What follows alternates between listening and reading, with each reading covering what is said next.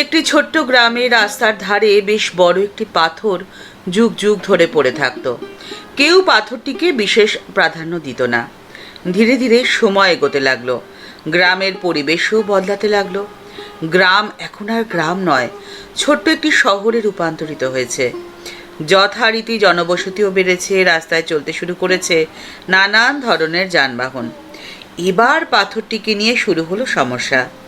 পথ জুড়ে বিশাল পাথরটি থাকার জন্যে যানবাহন এবং মানুষের চলাফেরার বেশ অসুবিধার সৃষ্টি হয়েছে। শহরের বিজ্ঞজনেরা ঠিক করলো যে পাথরটিকে গড়িয়ে নিয়ে নদীর ধারে গিয়ে রাখা যাক। যেই ভাবা সেই কাজ।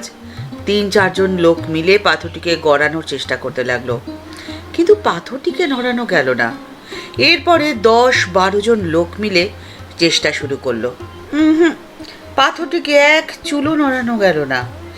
এভাবে হবে না, অন্য উপায় ভাবতে হবে বলল সকলে।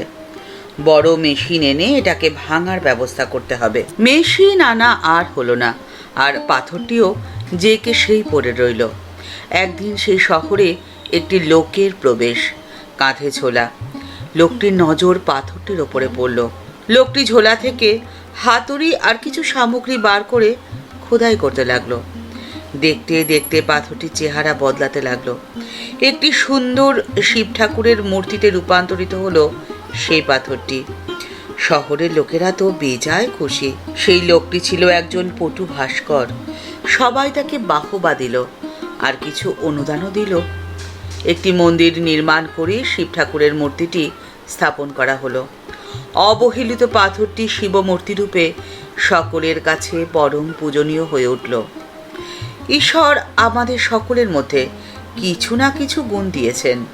আমাদের সেই গুণগুলো বিকশিত করার জন্যে চেষ্টা করা উচিত। তাহলে অবহেলা নয়, সকলের কাছ থেকে মেলা সম্ভব আদর এবং সম্মান।